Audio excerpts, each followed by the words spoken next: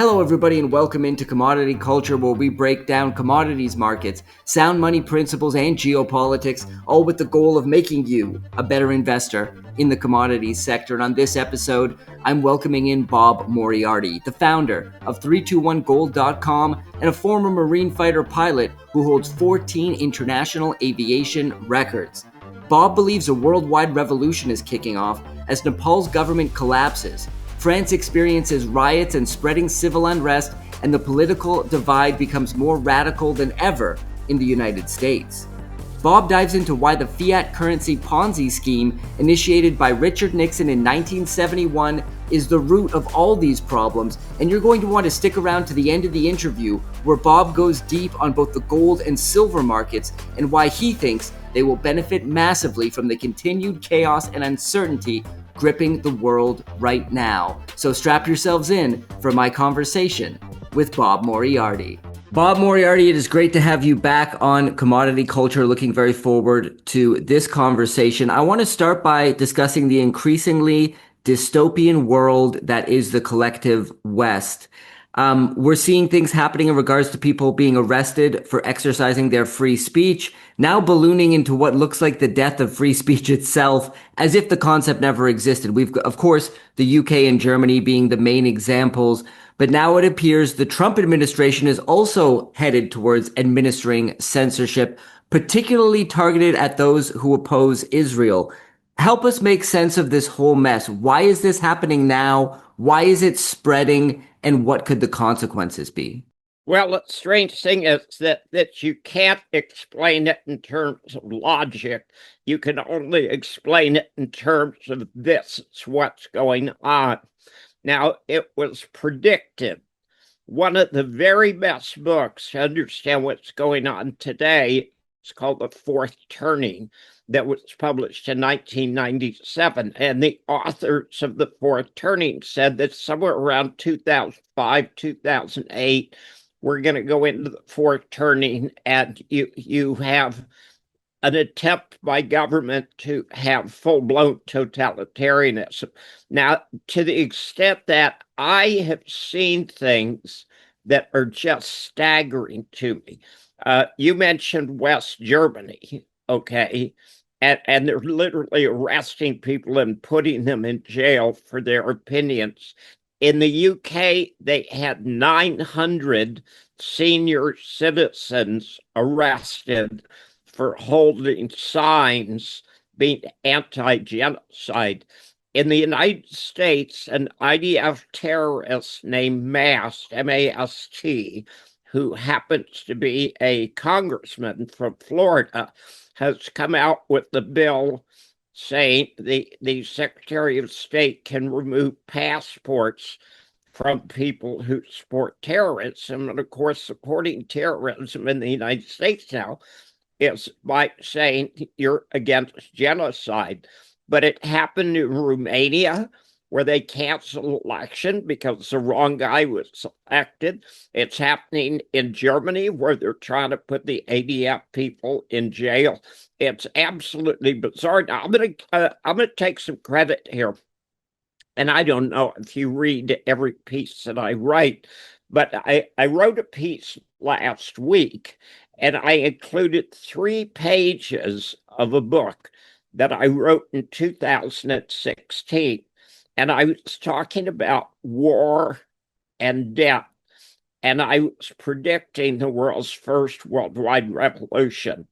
The censorship is just part of it, and it scares me the extent to which the Kirk assassination is being used as a tool to tighten down on Americans' opinions. Now, we have a supposed constitutional guarantee to free speech. They don't have that guarantee in the UK. They don't have that guarantee in Germany or Romania. But what we're doing is literally chopping that particular tree down, and that has very negative ramifications. Now, let me take you to the ultimate. You had mentioned that there are protests that are going on in Serbia that have been going on for months. Yeah. And In Nepal, the government tried to block certain social media platforms, and the people literally revolted. They burned parliament down. They chased the prime minister out of the country. They burned his wife. They beat politicians. Same thing in Indonesia, same thing in the Philippines. And what we're seeing, it all goes back to the same place. When Nixon took us off the gold standard on August 15th of 1971, he literally said, okay, now the U.S. has a blank check. We can just print money as much as we want. And by and large, back then, that wasn't true in Europe. Europe was fairly fiscally responsible. But the countries in Europe and the countries around the world looked at it and said, well, if the United States can print money to oblivion, why can't we do the same thing? Revolutions always start because of economics, because there gets to be too great a difference between the oligarchs who have 99% of the wealth and the rest of the people. The revolution in France in 1789 took place because the cost of flour was so high that people couldn't afford it. But the interesting thing is, if you go back to France in the 18th century and say, why did the revolution take place? It's really simple. France got involved in a war that they didn't have to get into, and it literally bankrupted France. And of course, that's the American Revolution. Now, American history doesn't cover this, but the fact is, if the French had not supported the American Revolution, the colonialists would have lost. Okay, the British should have won the war, and they didn't win the war because of the French, but it bankrupted the French king. So by 1789, the women in Paris couldn't afford flour, so they got upset and started a revolution. But that's exactly what's happening in Nepal, exactly what's happening in the Philippines, exactly what's happening in Indonesia.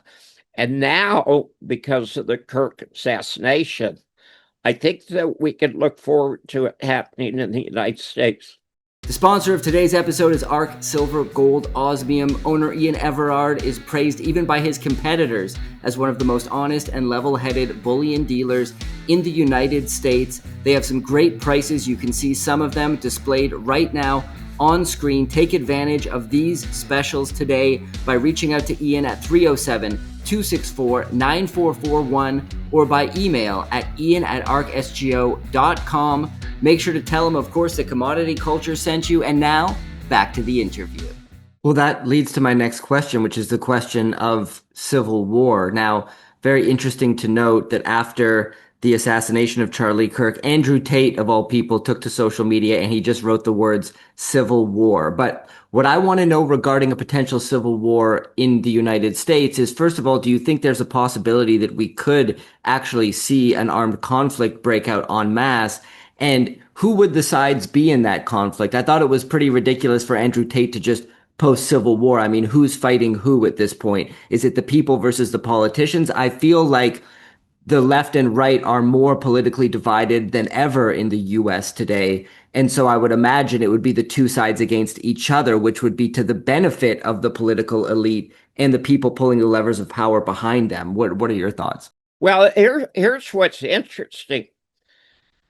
What kind of uniform does a leftist wear?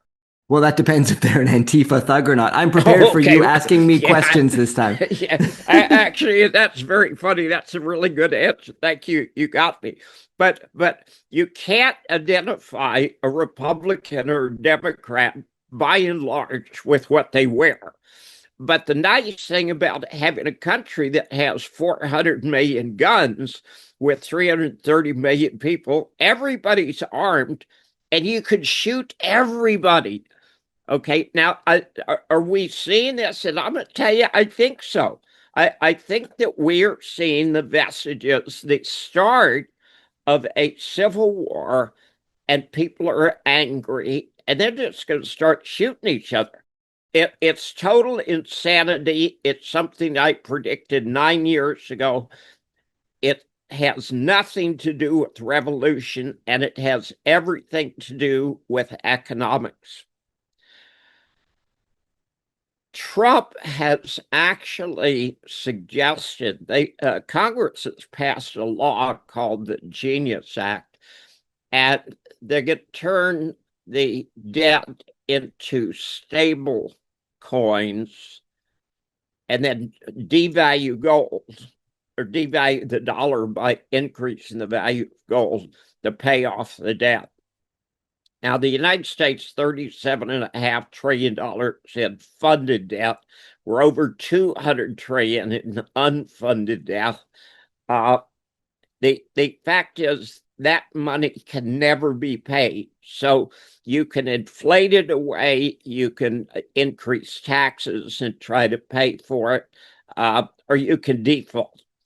And what Congress and Trump are trying to do is have a behind the scenes default that nobody notices.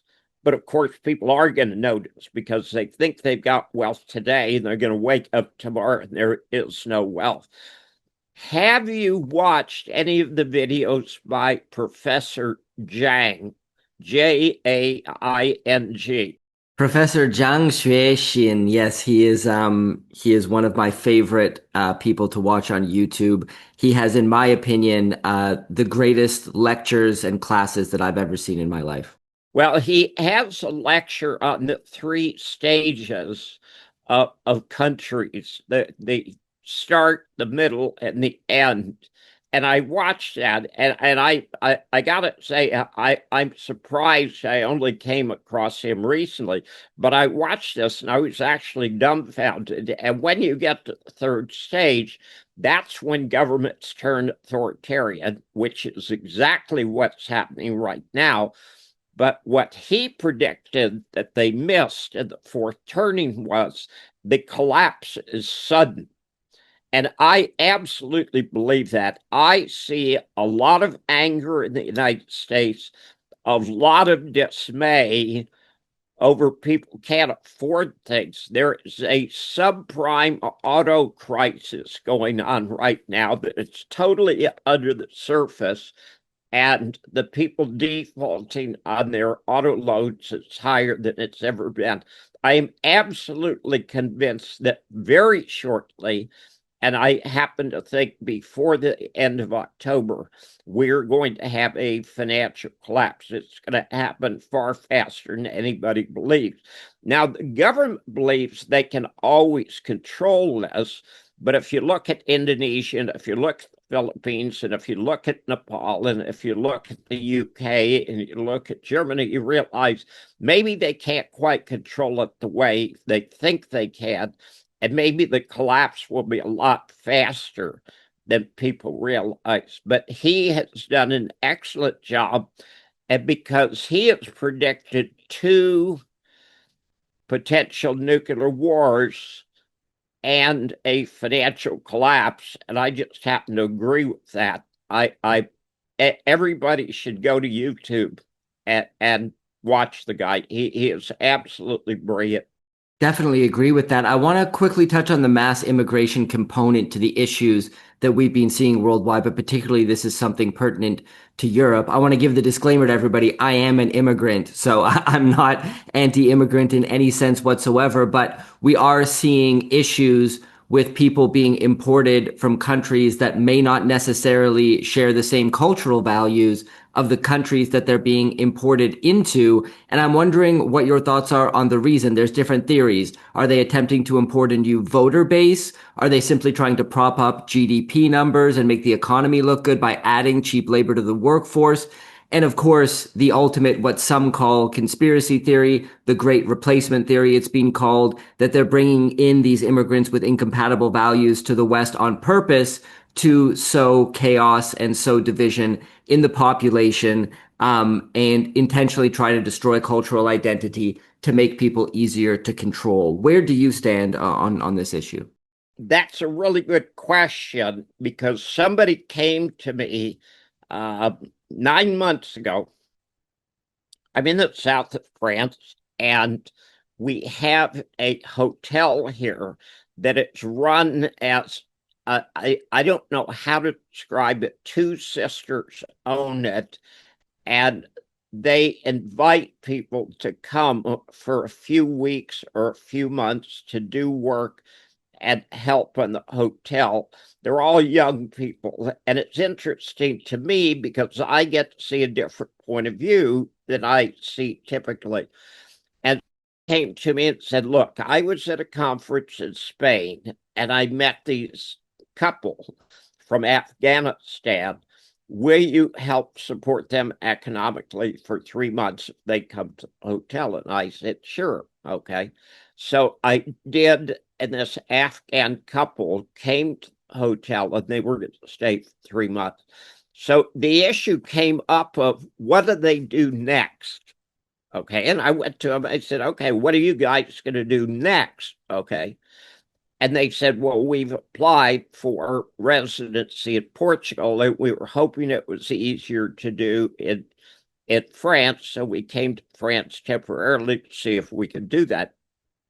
And I said, we got to do something economically. Okay, you got to pay your way somehow. Why don't you write a book? And we talked about it. And I said, look, I'm going to help you with the computer, and I've got an editor. And if you will sit down and tell your story, the husband tells his story, the wife tells her story, and we see if we can make a book out of it. So the woman wrote about 10 pages the first day. It was some of the most beautiful writing I have ever read. And she tells a story about how during the American occupation, the Taliban came into her village and separated all the men, and that's everything above the age of 5, put them in a group, took them out into a field, and shot them right in front of her. She was 5. And the way she wrote it was so moving. I just said, holy cow, this is unbelievable. Now, in general, I'm against immigration in terms of infiltrating, invading a country for all of the reasons you just talked about. The Biden administration brought in something like 21 million illegal immigrants, and it got to the point of absolute absurdity where countries in Central and South America were shipping wholesale their criminals to the United States. And the criminals were coming to the U.S. border and handed a cell phone and $1,500 a month in a room in a nice hotel. But it goes back to the issue of what causes immigration in the first place. If you bomb the crap out of somebody, the people would do one of 3 things. They either die, they fight back, or they leave. And people don't realize this, but the amount of immigration in Europe is higher now than it was after World War II. Now, obviously, during World War II, so many countries were devastated. There was a lot of immigration just because people wanted to eat. Much of the immigration into Europe today is because people want to survive, okay? We've got immigrants from Libya. We've got immigrants from Lebanon, Syria, Iran, Iraq. All of these meaningless wars in the Middle East that I'm totally dead set against have caused enormous number of people to leave. And initially, the Europeans looked at it and said, okay, no, we want to help these nice people, so we'll feed them and clothe them and give them money. But to the extent that many of the people did not want to be Europeans, they wanted to be where they were from, and they were very angry at having to leave their homes. So it's created a giant crime problem in Europe. And meanwhile, the UK is bankrupt, Germany is bankrupt, France is bankrupt. So the immigration portion is just part of it, but it gives a very identifiable target. Now, in the UK, there literally were grooming gangs that were running around finding 13, 14-year-old girls, grooming them and them. And the police were covering it up because they didn't want to appear to be racist. The real problem is not the immigration. The real problem is the stupid wars that serve no purpose whatsoever other than to make the military-industrial complex rich. And until we start addressing that particular issue, immigration is always going to be a problem.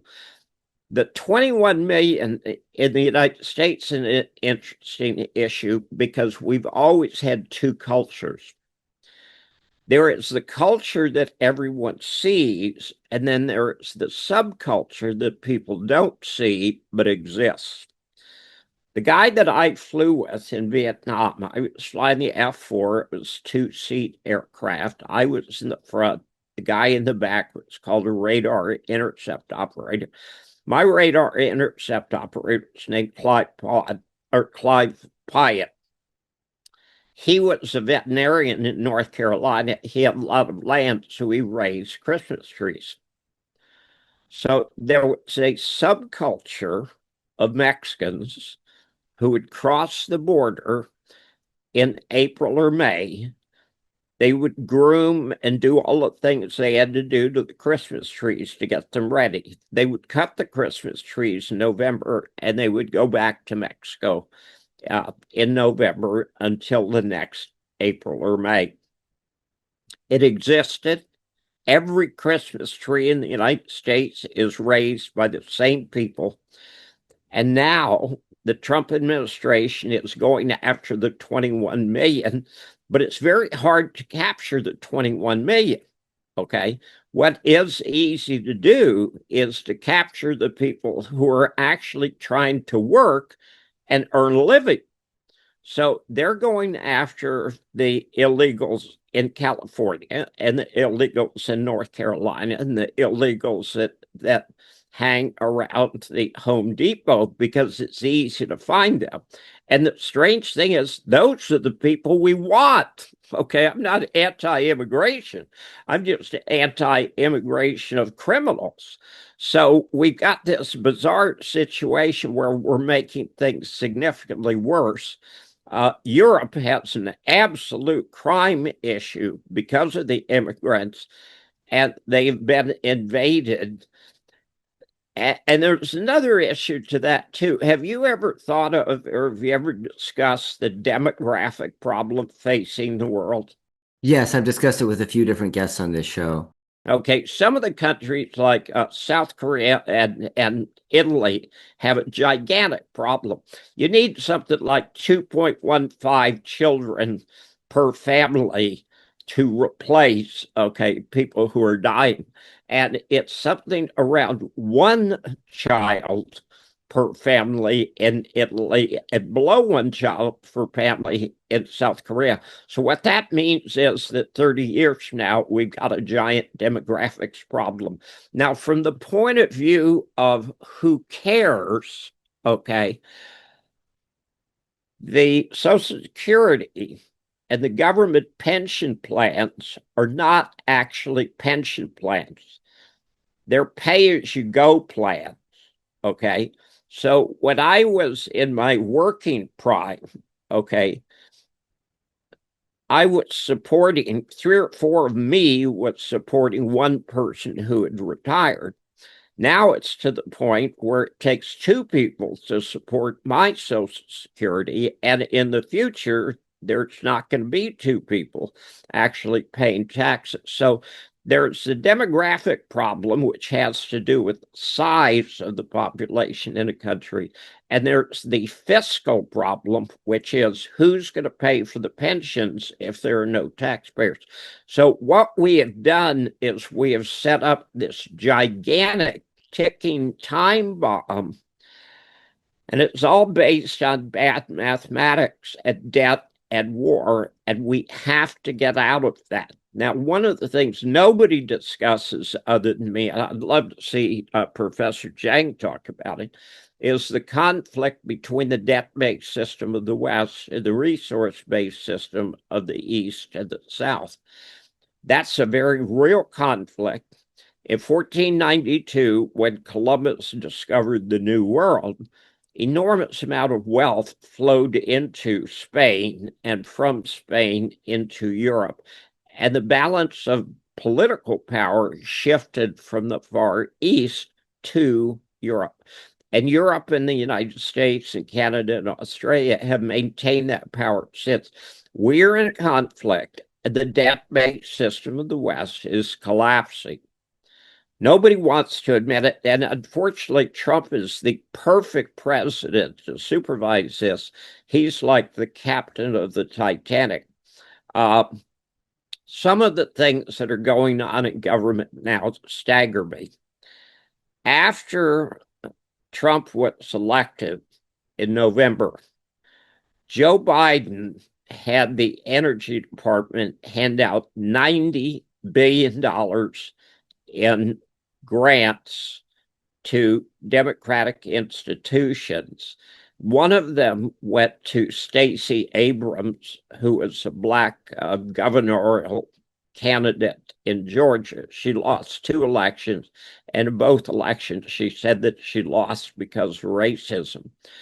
Her organization that had a net worth of $100 the year before the grant was put into place was given $2 billion to donate low energy appliances to poor people. Now, I actually support that, but I looked at the books of this particular organization, and the $2 billion paid for 2 toasters and a small microwave oven, and the rest of the money went for administration.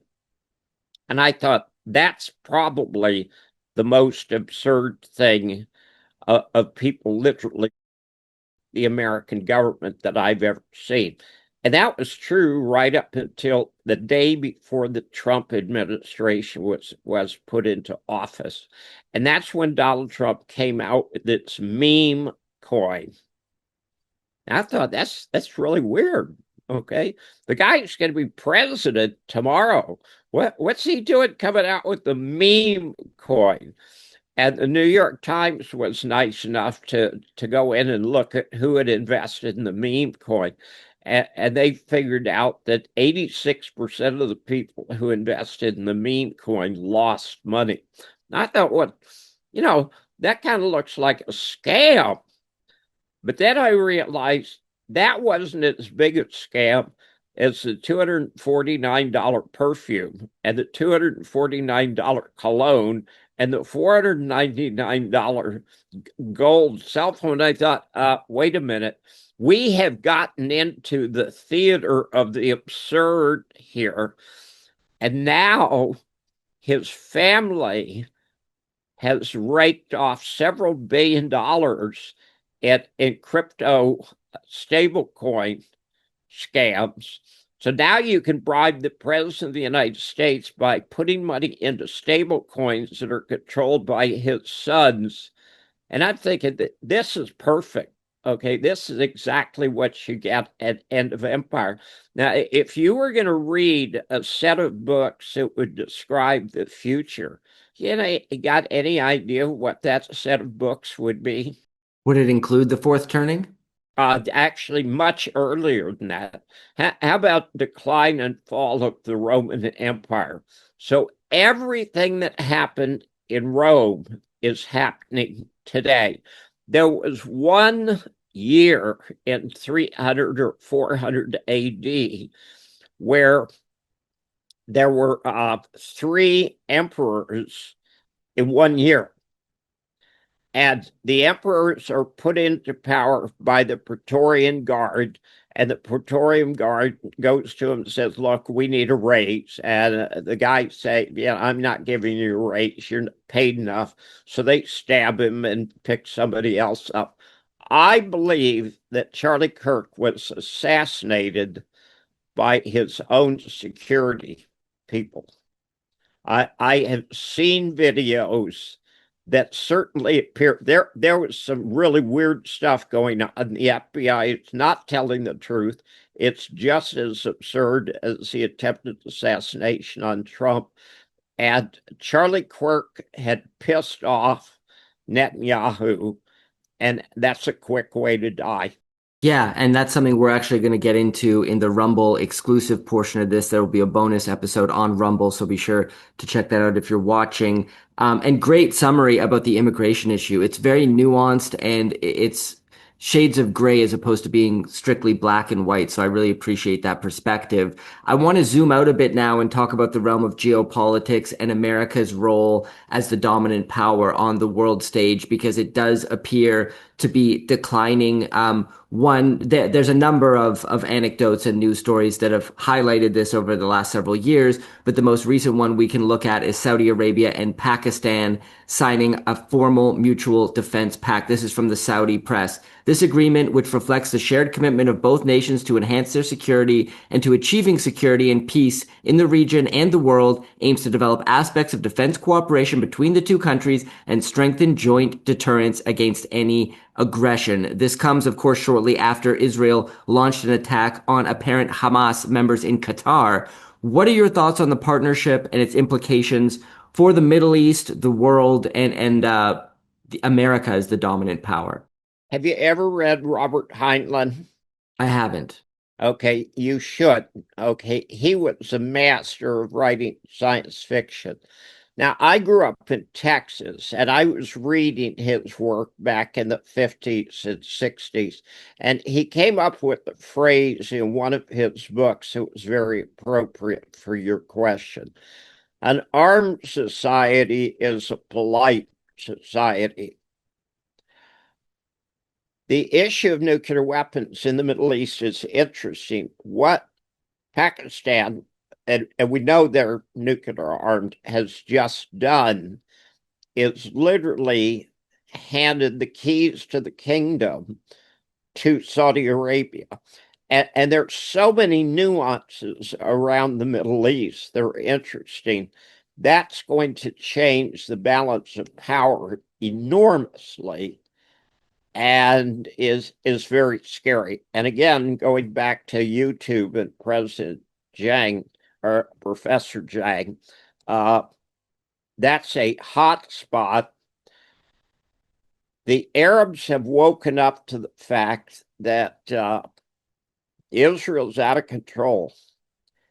And if they're willing to attack Qatar, who they were allies of, would they attack Saudi Arabia? And the answer, of course, is yes. And that's interesting because Turkey has cut off Israel. Saudi Arabia has just put Israel on notice now. Pakistan and Saudi Arabia getting in bed together is a scary direction for the world. I want to talk about the gold market for a moment here. Obviously, as the founder of 321 Gold, we have to get your thoughts on the precious metals. Amazing, where we recently hit new all-time highs again at over 3,700, I believe, as of the time of this recording. What do you make of gold's recent price action, and what is it telling us about the fiat currency experiment we've been living under since 1971? Is it reaching its conclusion in your view? I'm getting a nosebleed. I was buying gold in 1968 at $35 an ounce.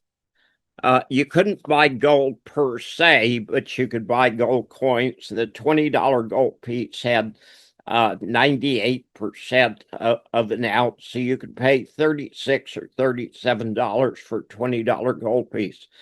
And I just thought that's a good idea.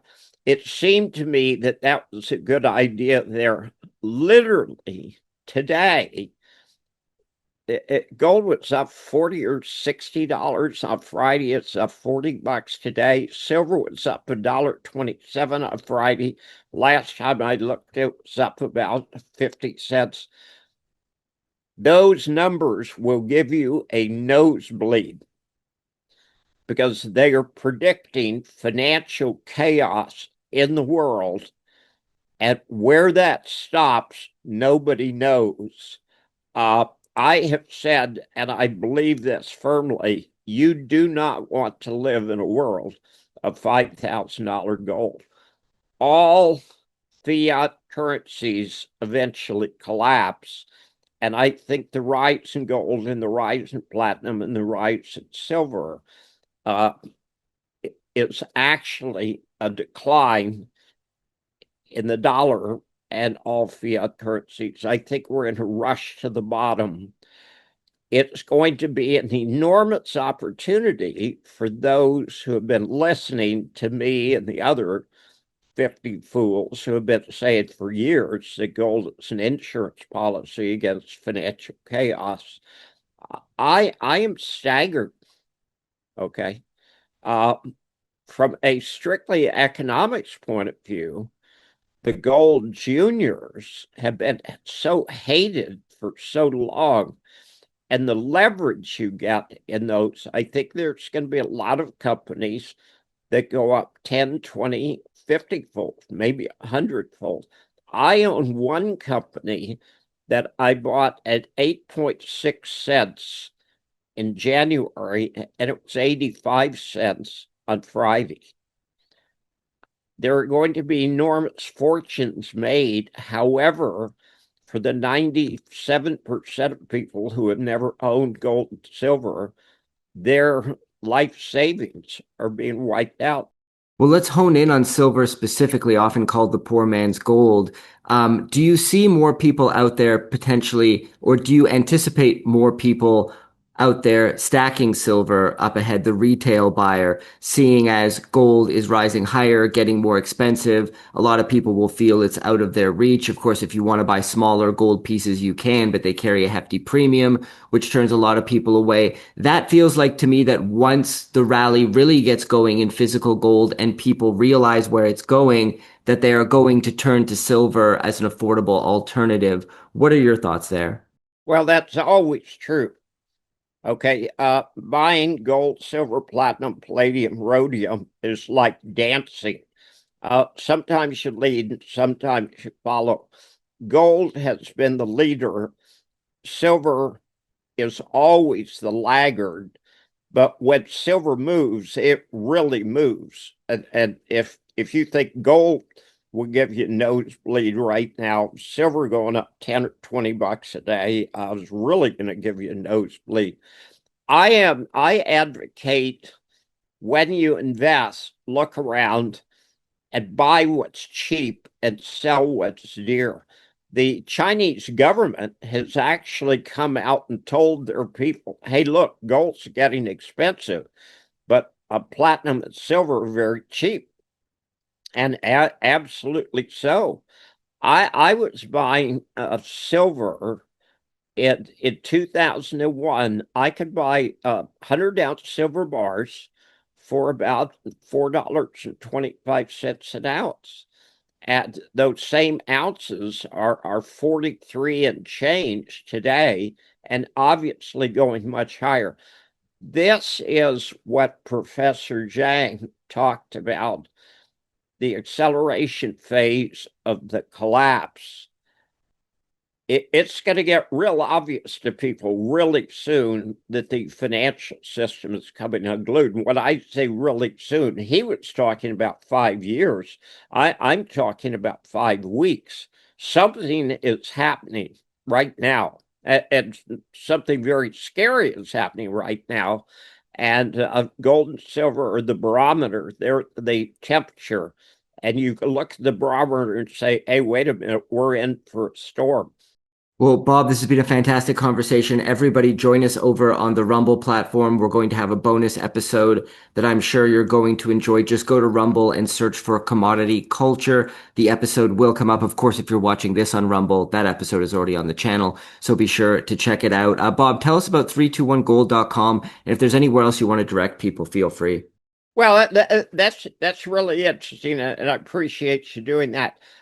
Barbara was my wife. We were married for 30 years. I loved her dearly. We started 321 Gold because we wanted to educate people into the value of owning resources and owning resource stocks. And for many, many years, I've advocated owning gold, silver, platinum, palladium, rhodium as an insurance policy, not as an investment, as an insurance policy against financial chaos. The financial chaos is here now. And the people who were listening 5, 10, 15 years ago are doing very well. But we're just at the start of this particular bubble, and it will be a bubble, and it will go totally out of control, but we're just at the start. The public has not even dipped their toes into the water yet. So this is going to get really interesting. And 321 Gold is a free website. I've written a dozen books. I've written everything from short fiction you can read in 2 hours to serious books about economics, finance, about war. And those are available on Lulu and Amazon. But I operate 321 Gold to educate people. And I'm real proud of it. I think it's a good website. Absolutely. I'm going to put a link to 321gold.com and also an author's page on one of those aforementioned websites so people can check out the books that you've written as well. Thank you so much, Bob, and I'll see you over on Rumble. Thank you for joining us today. This episode is brought to you by ARC Silver Gold Osmium. Take advantage of their great prices. You can see some of them displayed on the screen right now. Go ahead and reach out to owner Ian Everard today at 307-264-9441 or by email at ian@arcsgo.com, and make sure to tell him that Commodity Culture sent you. And be sure to get your Commodity Culture merch, hats, t-shirts, hoodies, mugs, all backed by a 100% quality guarantee. Use the link in the description below, and I'll see you guys over on Rumble to continue my conversation with Bob Moriarty. Commodity Culture is a series on commodities and natural resources. If you would like to see more, be sure to subscribe and hit the bell notification so you're always up to date with the latest episodes.